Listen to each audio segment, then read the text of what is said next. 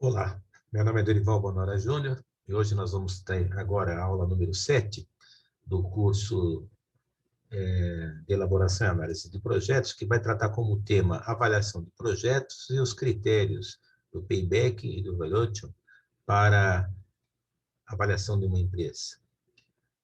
Nós temos também na parte 2 da aula uma sessão que vai falar sobre seguros de imóveis e tabelas atuariais. Então, nós temos aqui os aspectos teóricos aqui na tela, listados, né? Os primeiros itens é como avaliar incerteza, alguns critérios estabelecidos, atemporais, temporais, e a parte mais interessante que é os conceitos e determinação de payback e de valor da empresa. Então, na avaliação de incerteza, nós temos aqui já dois instrumentos estudados em aulas anteriores. O valor presente líquido, que é o NPV, Net Present Value, e a sigla inglesa IRR, Internal Rate of Return, que quer dizer taxa interna de retorno. São bons instrumentos para se avaliar um investimento, um projeto, e elas são determinadas pela interpretação de um fluxo de caixa. Numa análise de risco, nós vamos ter, então, cenários que são traçados para aferir a viabilidade ou não do negócio. Critérios atemporais é um critério que a própria palavra diz, depende, então, da receita e do custo para a gente determinar o lucro total, e o negócio vai ser viável quando apresentar um lucro maior do que zero. Nós temos as fórmulas clássicas de custo total, custo fixo mais o custo variável. Lembrando que o custo variável é o preço por unidade fabricada vezes a quantidade vendida. Já a receita total é preço de venda vezes quantidade. Então, esses são critérios que a gente fala atemporais. Os critérios temporais são esses critérios que estão listados aqui em cima, o NPV e o IRR, que, a partir de um balanço, de um demonstrativo, de um fluxo de caixa dado através de uma tabela, a gente consegue fazer a sua devida interpretação.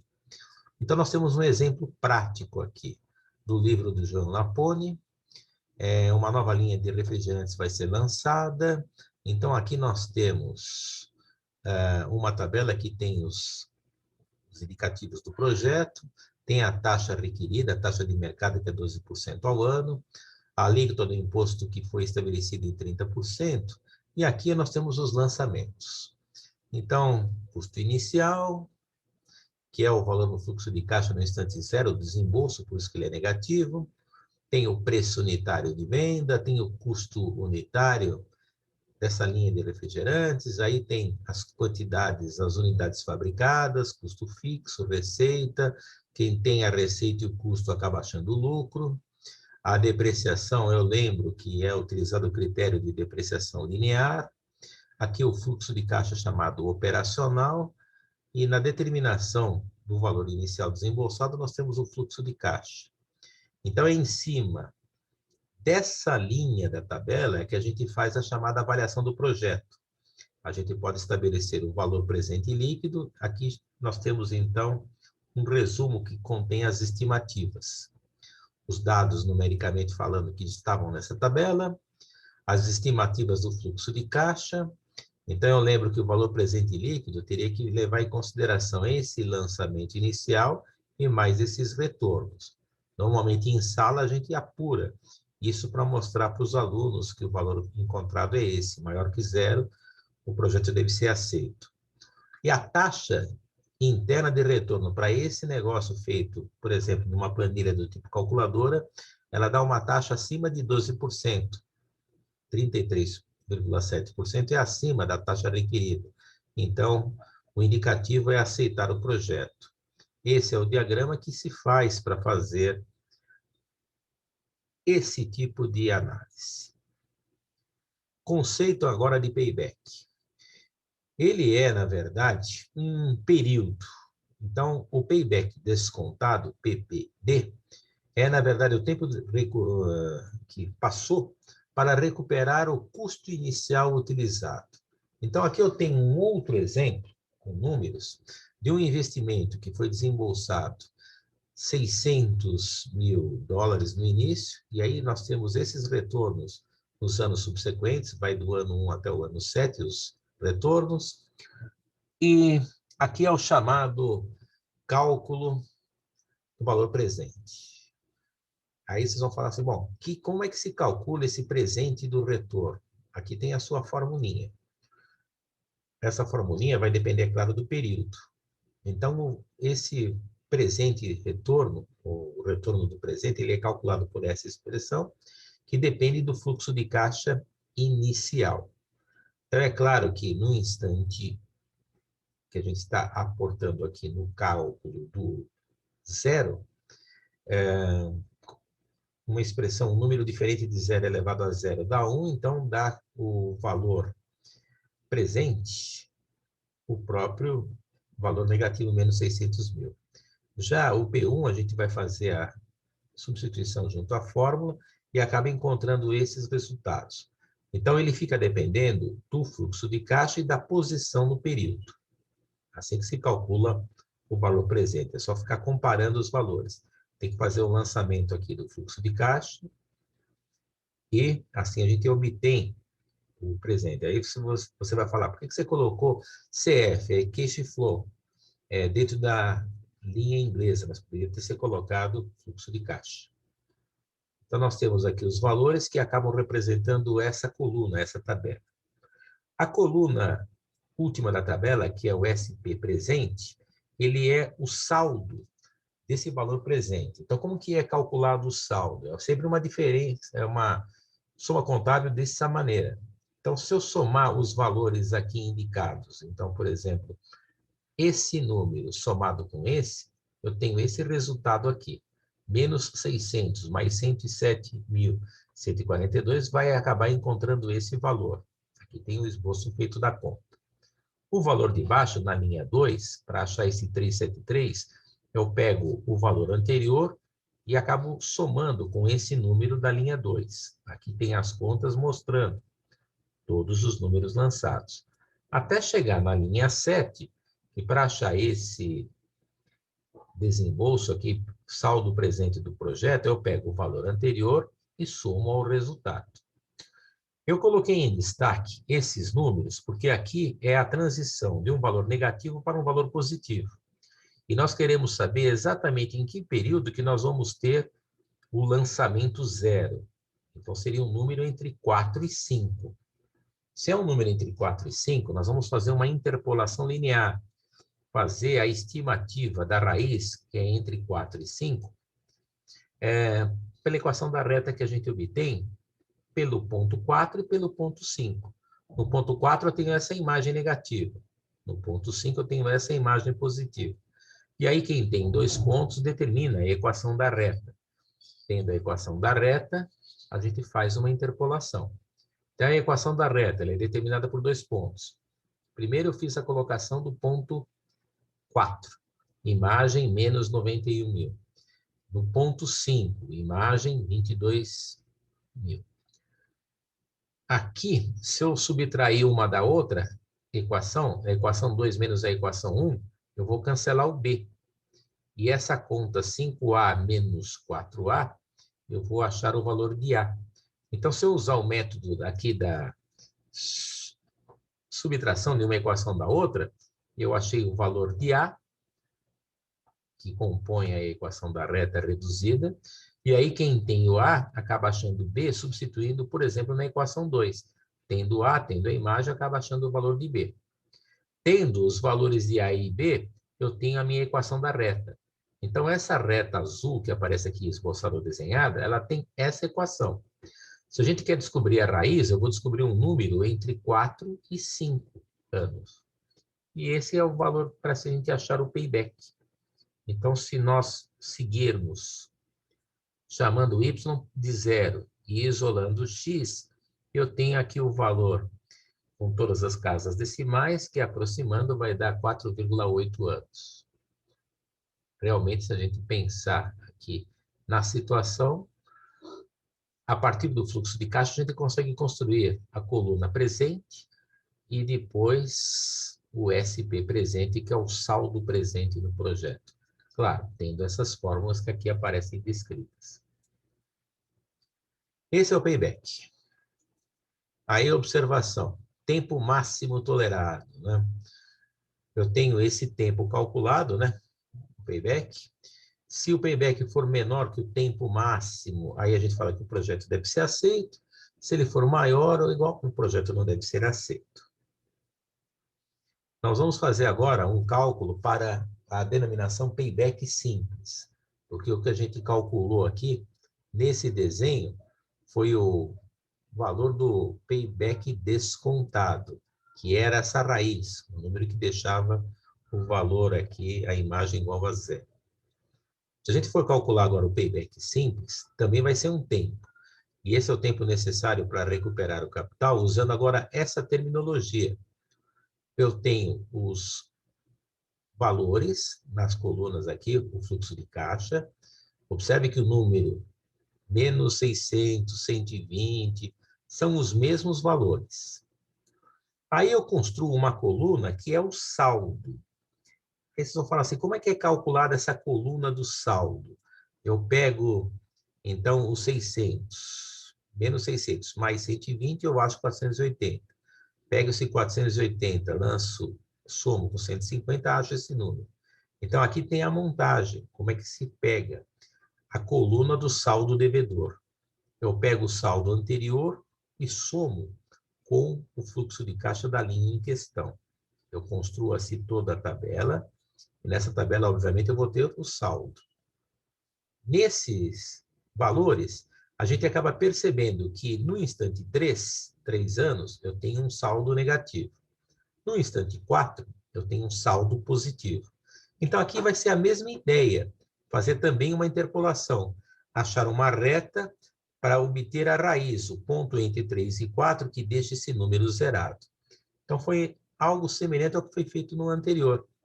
Equação de uma reta. No ponto 3, eu tenho essa imagem, menos 130. No ponto 4, eu tenho essa outra imagem, 90. Subtrai uma da outra, o mesmo processo. Acho A, aí tendo A, joga na equação 2. Ele ter jogado na equação 1. Acho B, e aí eu tenho a equação da reta. Tendo a equação da reta, a gente faz a interpolação e acha a raiz. E a raiz, obviamente, é um número entre 3 e 4. E o número encontrado aqui é aproximadamente 3,6 anos. E aqui a mesma interpretação. Tempo máximo tolerado no processo. Se o payback for menor que o tempo máximo, o projeto deve ser aceito. Se ele for maior, o projeto não deve ser aceito. E o cálculo do payback é apenas uma interpolação. É achar, a partir desses dois valores, a reta que passa por eles e assim estabelecer a raiz. Isso chama interpolação linear, fazendo o ajuste por uma reta. Critério para achar o valor de uma empresa, a avaliação de uma empresa, essa é a terminologia. Verdade. Nós vamos fazer, então, os ativos estabelecendo 4 passos para fazer a estimativa do valor da empresa.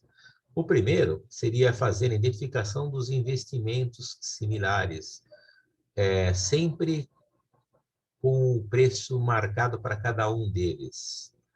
Esse é um passo mais crítico, a gente vai ter que fazer com critérios esses cálculos. Depende da qualidade da estimativa, em relação ao que está sendo avaliado.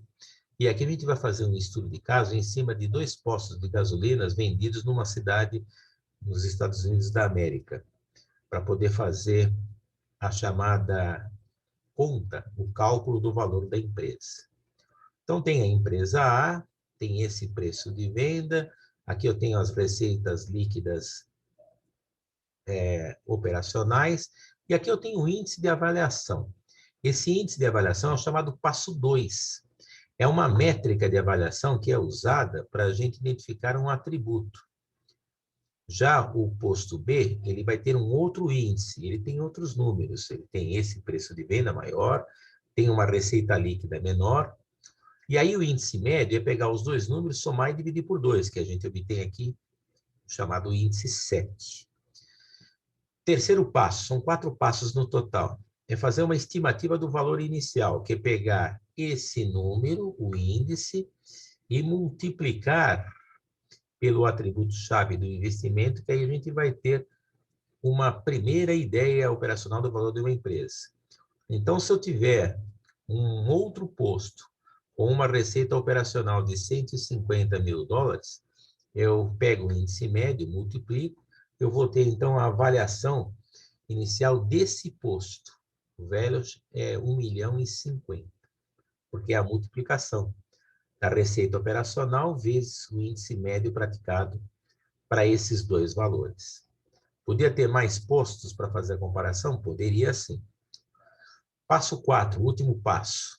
Adapte essa estimativa que a gente calculou, esse 1.050.000, nas características do investimento.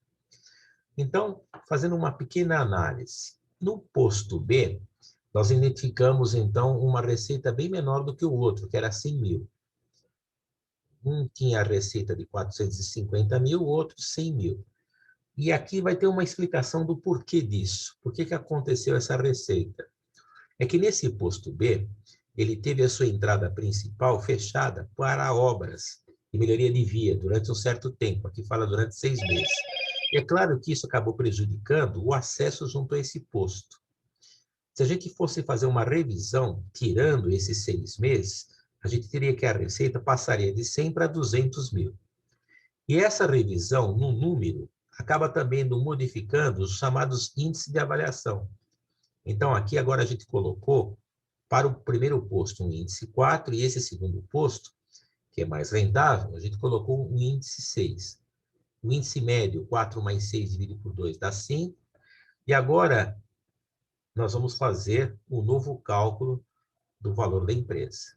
O novo cálculo, então, a gente pega as receitas operacionais do posto A, multiplica pelo índice de avaliação dele, lá naquela primeira situação, o do posto B. Ela fala aí, o que era esse número 7? Esse número 7 era o número que nós tínhamos aqui, o índice médio, antes do ajuste. Nós temos um número, então, uma avaliação. Para o posto A, o valor 3.150.000, para o posto B, o valor 700 mil. Depois do ajuste, eu tenho para o posto A esse número, para o posto B esse outro número. Por que mudou? Porque mudaram as bases de cálculo. Mudaram aqui esse índice de avaliação que acaba colaborando com uma estimativa mais precisa. Então, tudo isso é levado em consideração para se fazer a chamada avaliação da empresa. Essa é a chamada parte 1 da aula. Depois tem na parte 2, utilização de tabelas atuariais para cálculo de seguros de imóveis. Eu lembro que isso é uma aula que já está no YouTube, colocada por cerca de 22 minutos, que são exercícios extraídos do livro ou da lista de teoria e exercício, onde a ideia dos problemas é estabelecer os padrões utilizados e a utilização de tabelas atuariais. Então, numa tabela atuarial, a gente vai ter, por exemplo, uma situação assim. É contratado um seguro residencial, temos algumas informações. Então, dessas informações, nós temos valor de risco declarado, importância segurada, taxa de seguros, e aqui tem as formulinhas para calcular o prêmio comercial e a eventual indenização quando ocorrer um sinistro, ocorrer uma situação que envolva, né, a utilização da utilização do seguro. Então, a formulinha está marcada aqui, o preço comercial, importância segurada vezes a taxa vezes o coeficiente de agravação. Então, aqui nós temos uma tabela onde foi recortada uma parte dela e a gente faz a consulta do coeficiente de agravação. Ele é tirado por esse quociente. Nesse quociente, a gente acabou encontrando um número que está presente na tabela. Quando o número estiver presente na tabela, a gente tem o coeficiente, joga na formulinha, o CA, tem a taxa estabelecida no contrato, tem a importância segurada, e aqui tem o prêmio do seguro, o preço do seguro. Isso, quando tiver um número na tabela, é assim que se faz. Quando o número não estiver na tabela, são situações que vão aparecer um pouco mais para frente. Aqui tem situações que envolvem coeficientes ou redutores, concorrências de apólice, alguém faz um seguro numa companhia A e numa companhia B, e aqui é estabelecido o chamado rateio, a chamada proporção quando ocorrer um sinistro. Então, o sinistro é chamado de indenização, é quanto paga. E a gente lembra que essa história da indenização fica dependendo do valor apurado e do valor efetivamente declarado. Então, vocês têm aqui a oportunidade de ver como que funciona o seguro comercial para imóveis. Se o número não estiver na tabela, a gente faz uma interpolação. Uma interpolação é uma média aritmética. Aqui é uma interpolação simples. Na aula que a gente viu agora há pouco, a gente teve uma situação de fazer uma interpolação linear fazendo o ajuste por uma reta. E aí a aula vai seguindo, nós vamos tendo alguns exemplos, temos aqui a tabela completa de cálculo atuarial, com todos os índices do coeficiente de agravação, que é uma tabela ligada à engenharia. E é claro que todo final da aula tem uma espécie de um treinamento, um exercício, para a gente praticar o que foi trabalhado.